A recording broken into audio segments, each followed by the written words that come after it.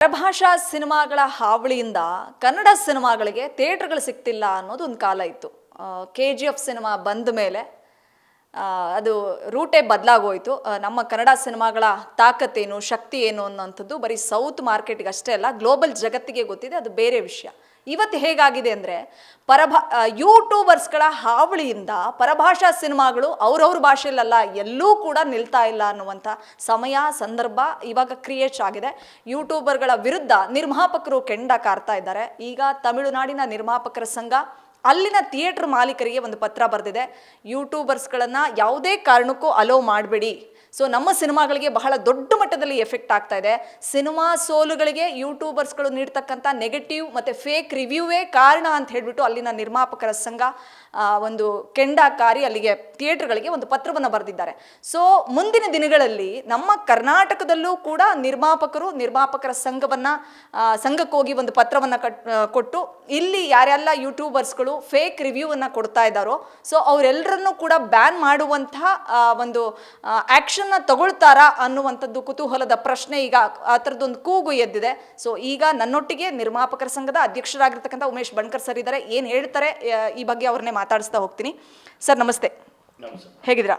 ಚೆನ್ನಾಗಿದ್ದೀನಿ ಮೇಡಮ್, ಚೆನ್ನಾಗಿ. ಸರ್ ಆಗಲೇ ಹೇಳಿದಾಗೆ ಅದೇ ಕನ್ನಡ ಸಿನಿಮಾಗಳಿಗೆ ಥಿಯೇಟರ್ಗಳು ಸಿಗ್ತಾ ಇಲ್ಲ, ಪರಭಾಷಾ ಸಿನಿಮಾಗಳ ಹಾವಳಿ ಅನ್ನೋದೊಂದು ಕಾಲ ಬದಲಾಗಿ ಹೋಯಿತು. ಈಗ ಪರಭಾಷಾ ಸಿನಿಮಾಗಳೇ ಅವ್ರ ಸಿನಿಮಾಗಳನ್ನು ಉಳಿಸ್ಕೊಳ್ಳೋದಕ್ಕೆ ಹೋರಾಡುವಂಥ ಪರಿಸ್ಥಿತಿ ಕೆಲವು ಯೂಟ್ಯೂಬರ್ಸ್ಗಳು ಕೊಡ್ತಕ್ಕಂಥ ನೆಗೆಟಿವ್ ಮತ್ತು ಫೇಕ್ ರಿವ್ಯೂಗಳಿಂದ. ಸೊ ಅಟ್ ಪ್ರೆಸೆಂಟು ತಮಿಳುನಾಡಿನಲ್ಲಿ ನಿರ್ಮಾಪಕರ ಸಂಘದವರು ಅಲ್ಲಿನ ಥಿಯೇಟರ್ಗಳಿಗೆ ಹೋಗಿ ಒಂದು ಪತ್ರವನ್ನು ಕೊಟ್ಟಿದ್ದಾರೆ.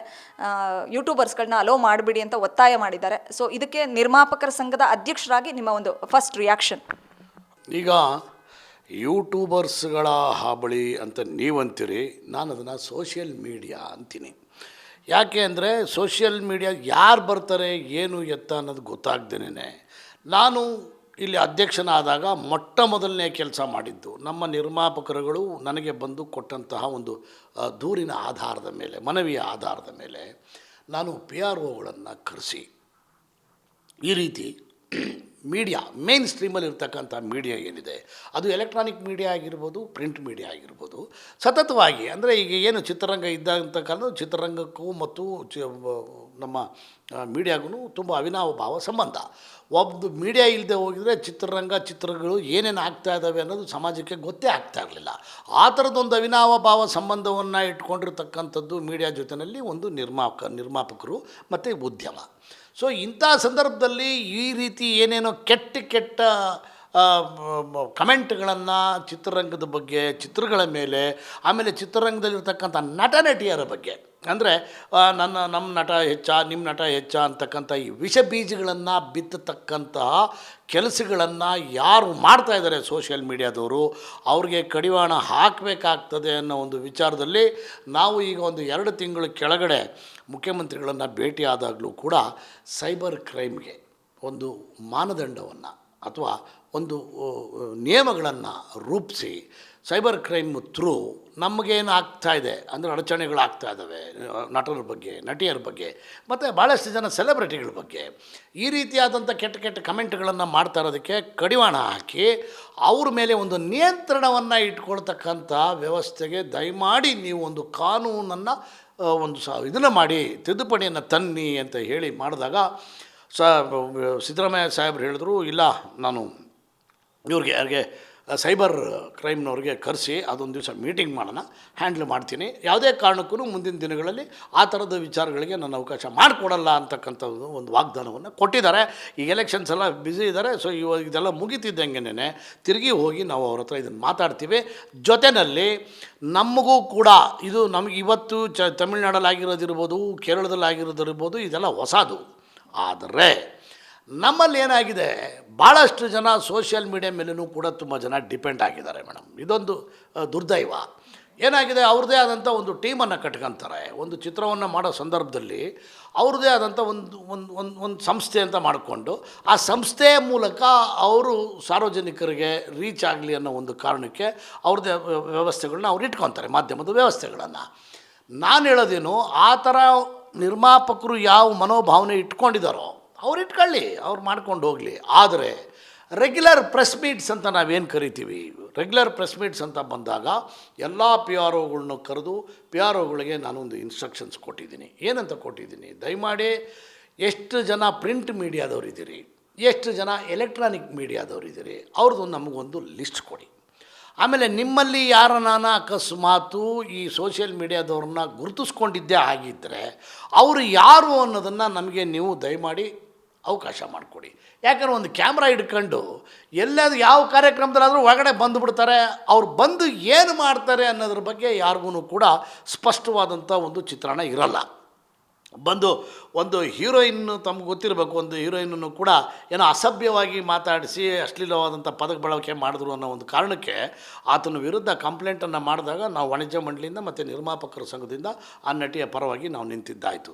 ಇದನ್ನು ನಾವು ದಿವಸ ಮಾಡೋಕ್ಕಾಗಲ್ಲ. ಅದರಿಂದ ಸರ್ಕಾರನೇ, ಸೈಬರ್ ಡಿಪಾರ್ಟ್ಮೆಂಟೇನೇ ಅದಕ್ಕೊಂದು ಮಾನದಂಡವನ್ನು ಮಾಡಬೇಕು. ಆಮೇಲೆ ಎಲ್ಲದಕ್ಕಿಂತ ಮುಖ್ಯವಾಗಿ ಪಿ ಆರ್ ಒಗಳು, ಪತ್ರಿಕಾ ಸಂಪರ್ಕ ಅಧಿಕಾರಿಗಳು ಅಂತ ಏನಿದ್ದೀರಿ, ಅವ್ರುಗಳನ್ನ ನಾವು ಆಲ್ರೆಡಿ ಮಾತಾಡಿದ್ದೀನಿ. ಅವ್ರಿಗೆ ಪದೇ ಪದೇ ಕೇಳ್ತಾ ಇರೋದು, ಯಾವುದೇ ಕಾರಣಕ್ಕೂ ಅವ್ರುಗಳನ್ನು ಅಂದರೆ ಈ ಯಾರು ಕೆಟ್ಟದ್ದು ಮಾಡ್ತಾರೆ ಅಂತ ಹೇಳೋಕ್ಕಾಗಲ್ಲ, ಎಲ್ಲರೂ ಬಂದಿರ್ತಾರೆ.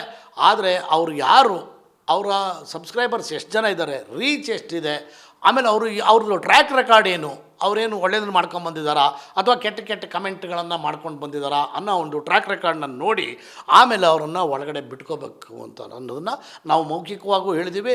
ಪತ್ರದ ಮೂಲಕನೂ ಕೂಡ ನಾಗೇಂದ್ರ, ನಮ್ಮ P R O association Nagendra ಅವ್ರನ್ನ ಕೂಡ ಕರೆಸಿ ಮಾತಾಡಿದ್ದೀವಿ ಮೇಡಮ್. ಉಮೇಶ್ ಜಿ, ಹಾಗಾದರೆ ಮಲಯಾಳಂನಲ್ಲಿ ಯೂಟ್ಯೂಬರ್ಸ್ನ ಬ್ಯಾನ್ ಮಾಡ್ದಂಗೆ, ಅಂದರೆ ಮಾಡಿದ್ದಾರೆ ಅವರು, ಒಂದು ವಾರದವರೆಗೂ ನೀವು ರಿವ್ಯೂ ಮಾಡಂಗಿಲ್ಲ, ಒಂದು ಸಿನಿಮಾ ರಿಲೀಸ್ ಆಗಿ ಒಂದು ವಾರದವರೆಗೂ ಮಾಡಂಗಿಲ್ಲ ಅಂತ, ಆ ಥರ ರೆಸ್ಟ್ರಿಕ್ಟೆಡ್ ಆಗಿ ಒಂದು ವಾರದವರೆಗೂ ನಮ್ಮಲ್ಲಿ ಮಾಡಂಗಿಲ್ಲ ಅನ್ನೋ ಥರದ್ದು, ಅಥವಾ ಯೂಟ್ಯೂಬರ್ಸ್ನೇ ಬ್ಯಾನ್ ಮಾಡೋ ಥರದ್ದು, ಆ ಥರದ್ದು ಏನಾದರೂ ಆ್ಯಕ್ಷನ್ಸ್ ತೊಗೊಳ್ತಿದ್ದೀರಾ ಅಥವಾ ಹೇಗೆ, ಆ ಥರದ್ದು ಆಗುತ್ತಾ ನಮ್ಮ ಇಂಡಸ್ಟ್ರೀಲಿ ಅಂತ? ಮೇಡಮ್, ನಾನು ಹೇಳೋದು ಸೋಷಿಯಲ್ ಮೀಡಿಯಾನೇ ಬ್ಯಾನ್ ಮಾಡಿ ಅಂತಕ್ಕಂಥದ್ದಲ್ಲ. ಈಗ ನಿಮಗೆ ಗೊತ್ತಿರುತ್ತೆ, ಇವಾಗ ಒಬ್ಬ ವ್ಯಕ್ತಿಯ ಚರಿತ್ರೆ, ಅವನು ಯಾರು, ಅವನು ಎತ್ತ, ಅವ್ನು ಯಾರೇ ಫೇಮಸ್ ಇರ್ಬೋದು, ಡೈಲಿ ಮೀಡಿಯಾಗಳಲ್ಲಿ ಬರ್ತಾ ಇರ್ಬೋದು, ಬಟ್ ಕೊಲೆಗಡಕರು ಬರ್ತಾರೆ, ಕಾಳರು ಬರ್ತಾರೆ, ದರೋಡೆಕೋರರು ಬರ್ತಾರೆ, ರಾಜಕಾರಣಿಗಳು ಬರ್ತಾರೆ, ಸಿನಿಮಾದವರು ಬರ್ತಾರೆ, ಎಲ್ಲರೂ ಬರ್ತಾರೆ ಅಲ್ವಾ. ಬಟ್ ಆತನ ಇತಿಹಾಸ ಮತ್ತು ಆತನ ಬ್ಯಾಕ್ಗ್ರೌಂಡ್ ಏನು ಅನ್ನೋದನ್ನು ತಿಳ್ಕೊಂಡು ಪಿ ಆರ್ ಒಗಳು ಅವ್ರನ್ನ ಪತ್ರಿಕಾಗೋಷ್ಠಿಗಳಿಗೆ ಕರಿಬೇಕು. ಅವರು ಯಾಕಂದರೆ ಸಾರಾಸಗಟಾಗಿ ನಾವು ಆ ವ್ಯವಸ್ಥೆನೇ ಬೇಡ ಅನ್ನೋಕ್ಕಾಗಲ್ಲ. ಯಾಕಂದರೆ ಅದರಿಂದ ಉಪಯೋಗ, ಮಾರಕ ಎಷ್ಟಿದೆಯೋ ಉಪಯೋಗನೂ ಕೂಡ ಅಷ್ಟೇ ಇದೆ. ಮಾರಕ ಸ್ವಲ್ಪ ಇರ್ಬೋದು, ಅಂದರೆ ಇತ್ತೀಚೆಗೆ ಅದು ಜಾಸ್ತಿ ಆಗ್ತಿದೆ, ಉಲ್ಬಣ ಆಗ್ತಾಯಿದೆ. ಅದು ಪೂರಕವಾಗಿರೋದು ಮಾರಕವೂ ಆಗೋಂಥ ಒಂದು ವ್ಯವಸ್ಥೆಗೆ ಕೈ ಹಾಕಿರೋದ್ರಿಂದ ಅದನ್ನು ನಾವು ಆದಷ್ಟು ತಡೆ ಹಿಡಿಲಿಕ್ಕೆ, ಸಂಪೂರ್ಣವಾಗಿ ನಾನು ಬಂದ್ ಮಾಡಿ ಅಂತ ನಾನು ಹೇಳಲ್ಲ. ಯಾಕಂದರೆ ಕೆಲವು ಸೋಷಿಯಲ್ ಮೀಡಿಯಾದವರಿಂದ ಪ್ಲಸ್ಸು ಇದೆ, ಅದು ನಮ್ಮ ನಿರ್ಮಾಪಕರುಗಳು ಕೂಡ ತುಂಬ ಚೆನ್ನಾಗಿ ಹೇಳಿದ್ದಾರೆ. ಯಾಕಂದರೆ ಅವರ ರೀಚು, ಈಗ ನಾವು ಕೆಲವು ಮಾಧ್ಯಮಗಳ ಮೂಲಕ, ಅಂದರೆ ಈಗ ದೊಡ್ಡ ದೊಡ್ಡ ಮಾಧ್ಯಮಗಳು ಅಂತ ಏನು ಪರ್ಮನೆಂಟ್ ಎಲೆಕ್ಟ್ರಾನಿಕ್ ಮೀಡಿಯಾ ಇದೆ, ಅದರಲ್ಲಿ ನಾವು ಕೆಲವರು ಶಕ್ತಿರಿಲ್ಲ, ನಾವು ಅಡ್ವರ್ಟೈಸ್ಮೆಂಟ್ಸ್ ಆಗಲಿ ಅಥವಾ ಇನ್ನೇನೋ ಒಂದು ಮಾಡಲಿಕ್ಕಾಗಲಿ ಭಾಳಷ್ಟು ಜನ ನಿರ್ಮಾಪಕರುಗಳು ಶಕ್ತರಿಲ್ಲ. ಆ ಶಕ್ತರಿಲ್ಲದ್ರೆ ಅಶಕ್ತರು ಏನಿದ್ದಾರೆ ಅವ್ರಿಗೆ ಸೋಷಿಯಲ್ ಮೀಡಿಯಾ ಹೆಲ್ಪ್ ಆಗ್ತದೆ. ಸೊ ಅದನ್ನು ಅವ್ರು ಬಳಸ್ಕೋಬೋದು. ನಾವು ಸಾರಾಸಗಟಾಗಿ ಬ್ಯಾನ್ ಅಂತ ಮಾಡೋಕ್ಕಾಗಲ್ಲ ಮೇಡಮ್. ಗ್ಯಾರಂಟಿ ನ್ಯೂಸ್, ಸುದ್ದಿ ಖಚಿತ, ನ್ಯಾಯ ನಿಶ್ಚಿತ.